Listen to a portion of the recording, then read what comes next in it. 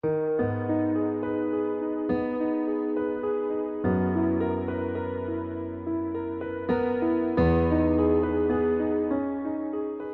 morning, good afternoon, and good evening to everyone watching in from home. My name is Jerry Lee Franich, and today we will be talking to Professor Elena Marchetti about her involvement around Indigenous sentencing and Indigenous women in regards to the Royal Commission into Aboriginal deaths in custody. I would like to acknowledge the traditional owners of the land in which I am doing this interview from, and from wherever everyone's watching from. I would like to pay respects to elders past, present, and emerging, and extend that respect to any Indigenous and non-Indigenous individuals watching today. I'm a professor of law and also now the Deputy Head of School Research at the Griffith Law School at Griffith University. I have been there for some time, and for a brief period I was down at the University of Wollongong. I did my PhD at Griffith University and started researching in the area of Indigenous criminal justice. Look, when I started doing my PhD, I was really interested in doing a PhD to do with women and the law. And I started thinking about, well, who were the most marginalised women? And it was clear that it was Aboriginal and Torres Strait Islander women. So I ended up talking to quite a few people, mainly Aboriginal and Torres Strait Islander people, and got their advice about what to do. And that's how I happened to get into the area of the Royal Commission into Aboriginal deaths in custody. Yeah, and was very much supported in doing that at the time. Yeah. In recent times, we have seen increasing efforts invested into reforming the criminal justice system into one that is more culturally sensitive and inclusive of Indigenous-centric values and knowledge. So to our knowledge, you have contributed to an article to the Journal of Current Issues in Criminal Justice in 2017, in which you highlighted the specific reference to Indigenous-focused criminal justice programs, that one of the barriers to achieving such a system lies in the manner in which research and evaluations about existing mechanisms and policies regarding First Nations people are conducted. So would you mind briefly talking us through that and how that might link to reducing Aboriginal deaths in custody?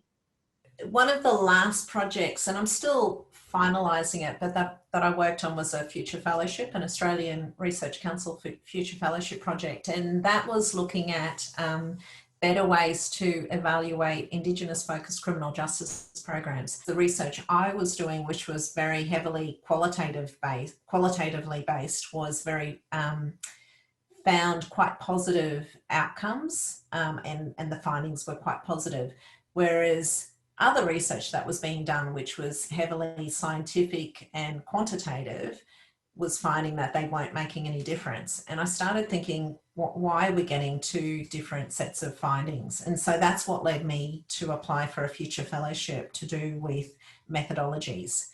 I think it makes such a difference in how we evaluate and research things, particularly when it comes to Indigenous justice issues, and also, certainly Aboriginal deaths in custody. One of the things that I think even in the recent, discussions surrounding Black Lives Matter, there's been some evidence that's shown that actually there aren't any more, statistically or proportionately, greater deaths of Aboriginal and Torres Strait Islander people in custody than there are non-Indigenous people. One of the things that I often say to people is it's not necessarily about numbers or, even proportions. It's really about digging deeper and finding out how we classify those deaths.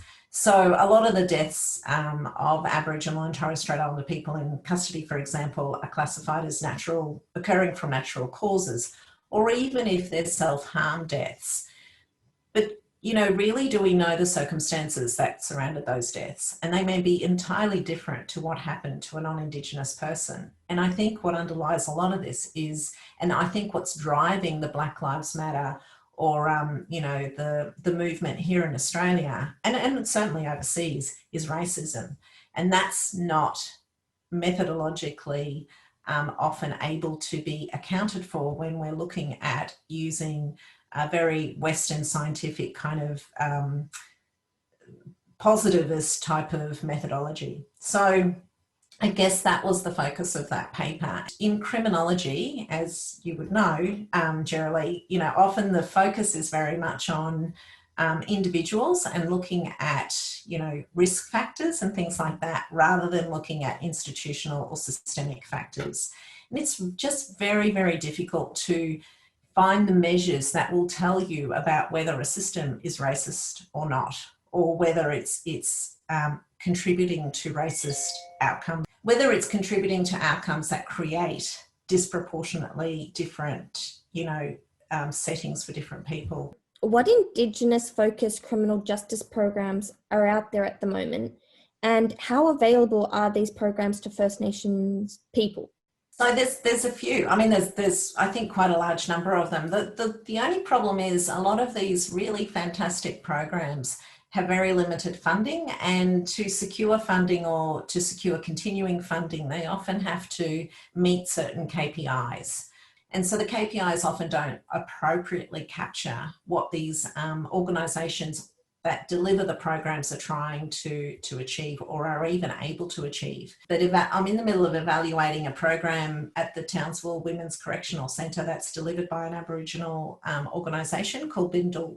The organisation is Bindle Sharks. So they were defunded not because they weren't, you know, working in the sort of traditional sense, but because, you know, corrective services had other priorities at the time. They are unable to necessarily report back on certain KPIs. For example, whether or not these programs have an effect on recidivism, because they don't have access to that sort of administrative data. But they can't always keep track of everyone, and they can't log into, you know, corrective services or police data to determine where are they now.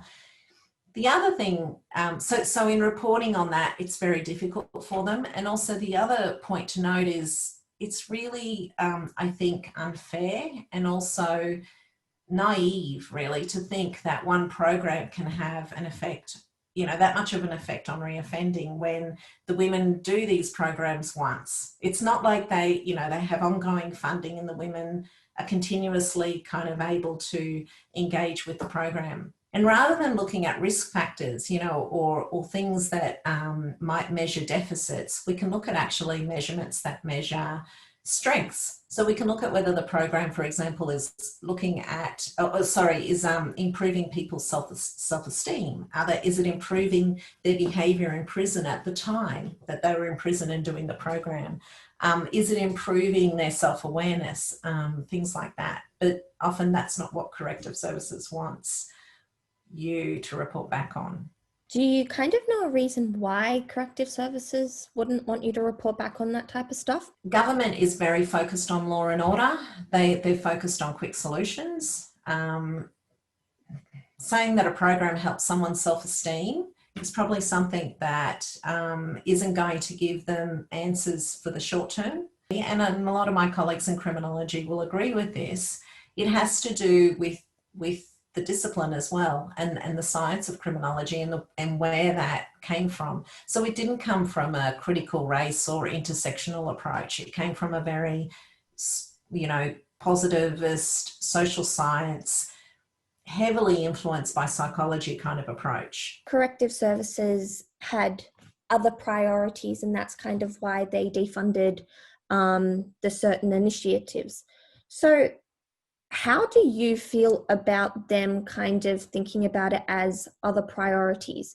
And what type of impact does that have on not just Indigenous types of initiatives, but other initiatives in relation to people with disabilities and stuff like that?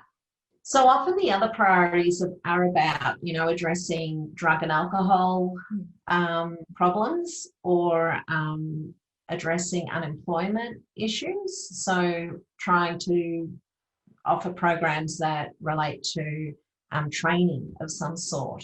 But the problem is when they get out of prison, so they'll get the training and they'll become, a qualified hairdresser or a qualified barista. But if they then leave prison and apply for a job, what tends to happen is the person will say, well, where did you get your training?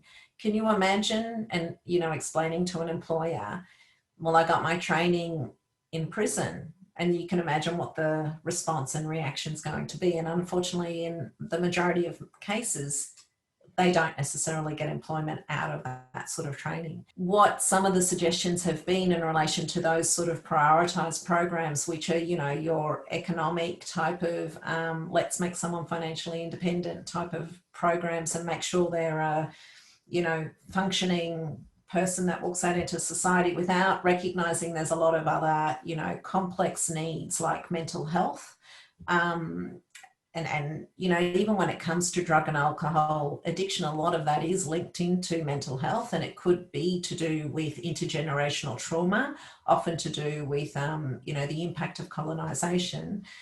The problem is these programs don't address any of that sort of stuff. They're purely focused on, let's try and make someone employable. Let's try and make someone, not take drugs or alcohol. But again, for Indigenous people, it doesn't address the cultural, and historical context. And so a lot of the trauma that's associated with Indigenous people being in prison, that's not addressed. It does make a difference for people.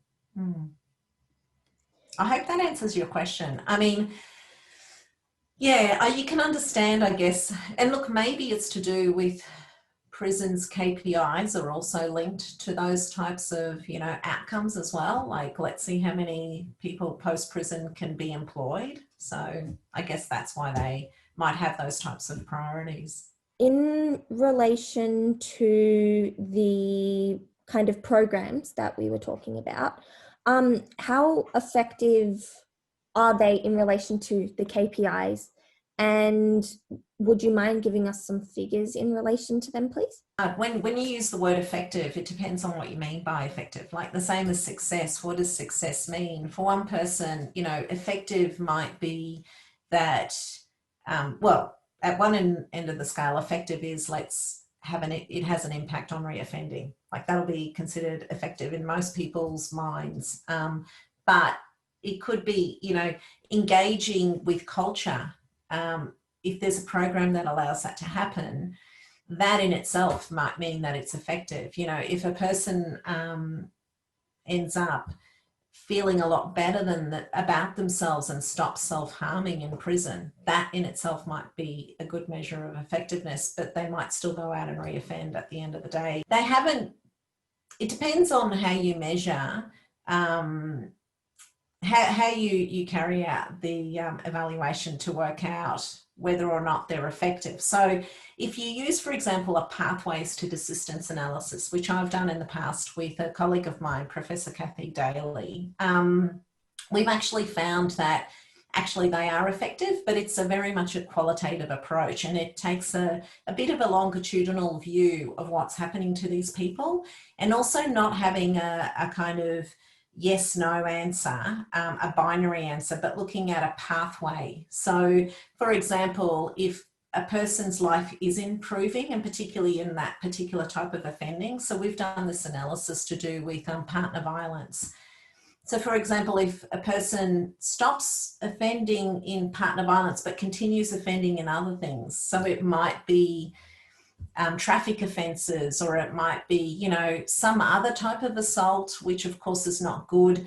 But recently the Bureau of Crime Statistics and Research published some new findings about the Circle Court down in New South Wales, and they actually found that the people who went through the Circle Sentencing Court were around 4 percentage points less likely to reoffend than those who'd gone through the mainstream court, which equated to about, and this was during a 12-month period, so it equated to about a 9.6 or 10% decrease in reoffending. We're finding new ways, I guess, to measure effectiveness, and I think more and more we can become a bit more clever in how we do that, but we're still, I think statistics can only tell you so much.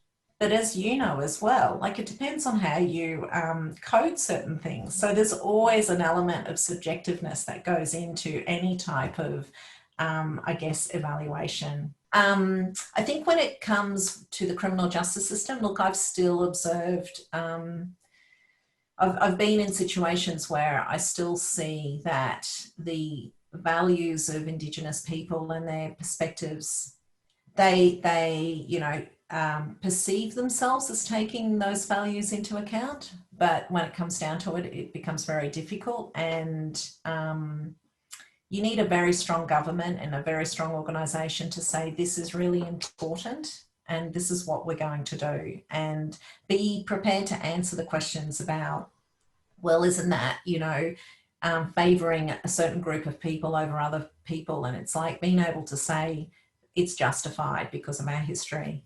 In relation to kind of research methods and around First Nations people and kind of like fighting to end systematic racism and discrimination, what advice do you provide to future research efforts that are going to be invested into developing or improving programs for First Nation offenders or policies in general for First Nations people? Well, I mean, I always say we need to listen and work with Aboriginal and Torres Strait Islander people. It's not just listening, it's actually working with and involving Aboriginal and Torres Strait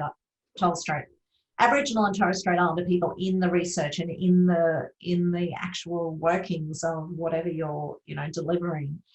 We need to realise that there's diversity.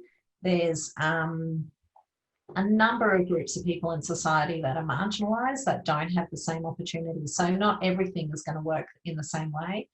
I think we also need to start to recognise where our own standpoints come from. Acknowledge the fact that it comes from our own backgrounds, so that we can't possibly understand what the situation might be for people in other circumstances.